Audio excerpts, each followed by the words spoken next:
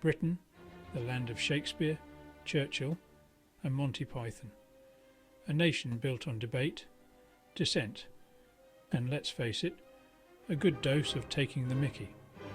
But lately, it feels like the very air we breathe, the air of free expression, is getting a bit stuffy, like someone replaced Big Ben's chimes with a censor's bleep. Free speech, that cornerstone of democracy, is facing some tough questions.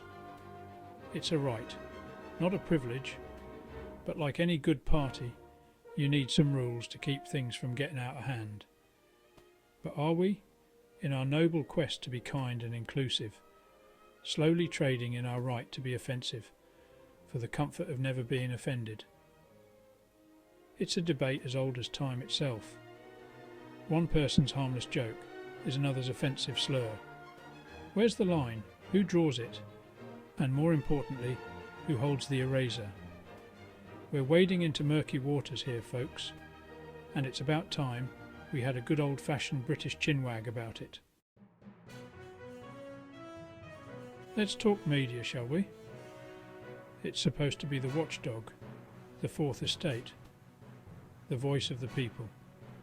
But somewhere along the line, it feels like it's become more of a lapdog, content to lick the hand that feeds it. We've got the legacy media, those old guard newspapers and broadcasters, clinging to their shrinking audiences and established narratives. Then there's the wild west of social media, where everyone's got an opinion, a platform and a megaphone.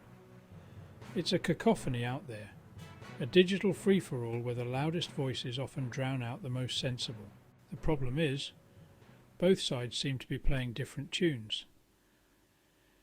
The legacy media, with their shrinking newsrooms and reliance on government funding, often toe the official line.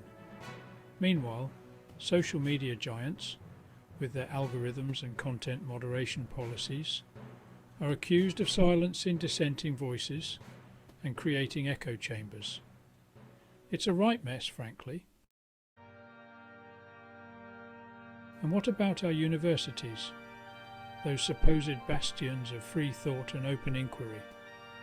Sadly, they seem to be catching a nasty case of the cancel culture flu. We've got students and professors alike afraid to voice their opinions for fear of being branded as bigots or heretics.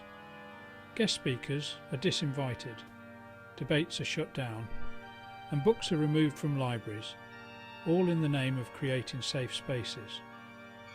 But what about the safety of ideas?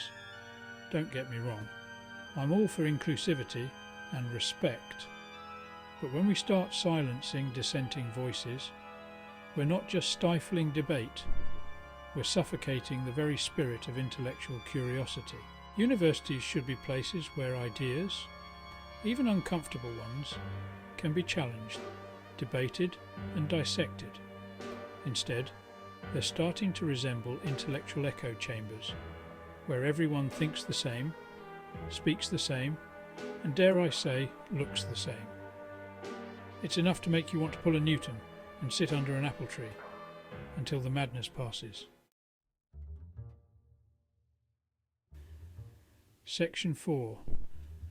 Woke culture, balancing act or thought police? Now let's talk about the elephant in the room, shall we? Woke culture.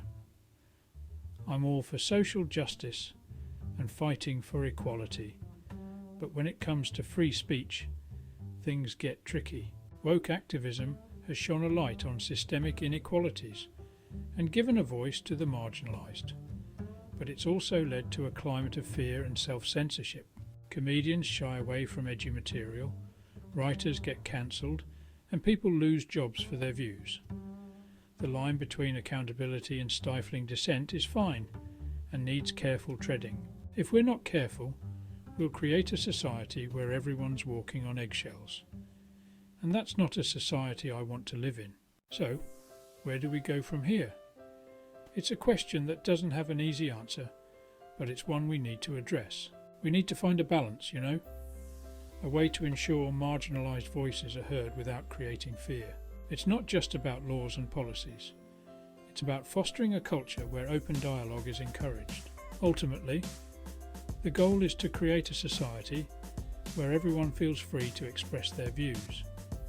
It's a delicate balance, but it's one worth striving for. Free speech isn't just a right, it's a responsibility, and it's up to all of us to ensure it's protected for everyone. Thank you for joining us on this journey through the complexities of free speech. Until next time, stay informed, stay engaged, and stay free.